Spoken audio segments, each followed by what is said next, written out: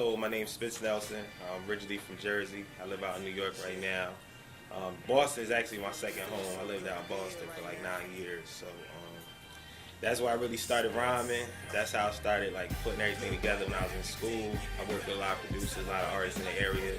Did a ton of shows, did a ton of open mics, burned it down with a ton of people out here. So, as far as the music go, I started music, doing it as a hobby in college, and along the way, I got a lot of great opportunities working with a lot of big people, a lot of people in the music industry who led me towards different situations after hearing the talent I had. So, Spitz Nelson is just a person who's trying to tell a story. I know it's a lot of rappers, but I figure my story is a little bit different as far as the hip-hop aspect, the different things I've gone through in my life, different people I've met, and just my influences on hip-hop, what I'm trying to bring to the table. So it's just a lot of my thoughts on hot beats, you know what I mean?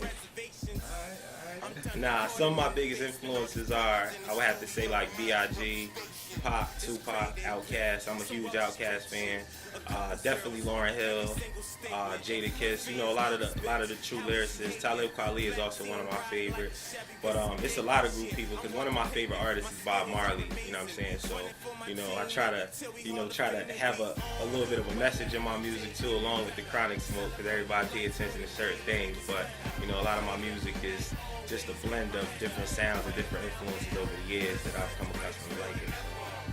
An artist who really made me see a different light of music in general would be, I don't know if y'all probably do, MF Doom. Yeah. MF Doom, I definitely don't, I wouldn't say my style is like similar to his obviously, but just from the creative influences to just do things and just take crazy sounds and different pieces of art, you know what I'm saying, because it's all art at the end of the day. So he would be somebody who I always like looked up to, like, damn, this dude is really putting it down, he's doing his thing, and he's in his own zone, so, he's in his own lane with everything. So what moment did you have where you just felt like you had really reached a really good spot?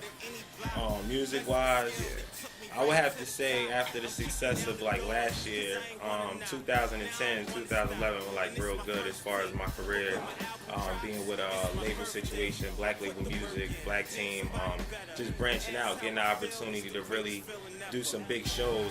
I went from doing, in a matter of 2 months, I went from doing 30 people in a show to 2,000 to a show. So it was a huge jump, but it was also a good experience. And from that momentum, me and my team, like the whole Black Team, we took it as far as like everything got to be everything got to be better than the last time. So every show we were doing, we was just making sure that we was on point. We was, making sure we had everything together, making sure the fans rocked out with us. And after a while, it was like, because actually this story, it tells a little bit, but one of my homeboys and my producer, Corona, he had passed away. He's from Boston, rest in peace, Corona.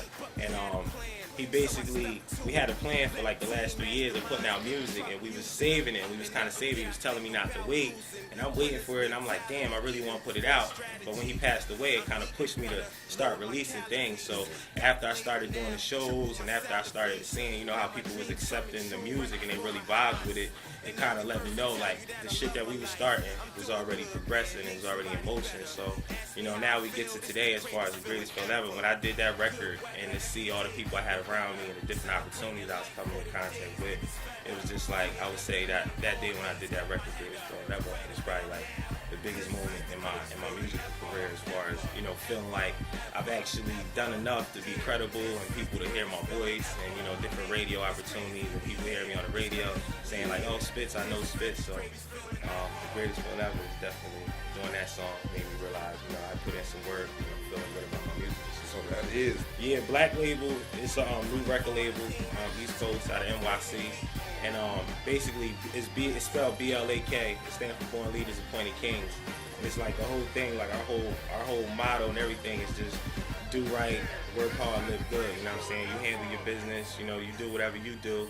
And at the end of the day, if you put in work, you want to succeed. And like everybody who's in my circle and in the label who handle the business affairs for me and the other artists, it's like everything is just, it's about unity, it's about team, it's about just just really putting in the work and seeing and reaping the benefits of your hard work. Like whatever work you put in, that's what you get out. And everybody in our team just consider themselves kings and queens. You know what I'm saying? Like we hold ourselves in a royal manner, so you know we hold it down as best possible. That's the whole black team movement. I mean, as far as Boston, I mean I get mad love in Boston. Like I said, I was out here. Boston showed hella love. You know what I mean? New York definitely. You know what I'm saying? I'm from Jersey. I live in New York, so you know the whole tri-state they always show love. Just based off, you know, just the music. I think you gonna always get love if you make hot music. Like I really don't see, like as long as you making good music, I feel like every city I go to, everywhere I go, if it's hot, they fuck with it. You know what I mean? And then if it ain't hot, they ain't gonna accept it. So I'm getting love right now, so I can't really say it's any different. If you making good music and you showing that you know you a real dude, like they gonna fuck with you regardless. I think my style overall is just based off like lyricism. It's definitely East Coast hip hop, but as far as like, you know, I do a lot of different styles. It just depends on the type of music like that I'm into at the time. As far as like the mood I'm feeling, it's definitely East Coast hip hop. It's very lyrical, very witty, very clever, and just powerful hooks. Like a lot of times you hear like it's a message, you know what I'm saying, in my music. A lot of times you hear it like greatest feeling ever, like that message is straight from the heart, you know what I'm saying? Like I want other people to hear that shit and be like, yeah, this is the greatest feeling ever. I can go to work today. Like I feel good. Ever. Alright, I'm good, you know what I mean? So it's always just a message, lyrics, clever. I think my grind is definitely, you know what I'm saying, you gotta definitely put in your work. It's a lot of grassroots and just really just hundreds and thousands of hours. But I mean, you know, a lot of people are doing the same thing, and I feel like to elaborate on what he was talking about, having different professionals and seeking information, such as his magazine. You know, a lot of things along the way. People give me information. They say this is a photographer. These people, they do features, different things like that.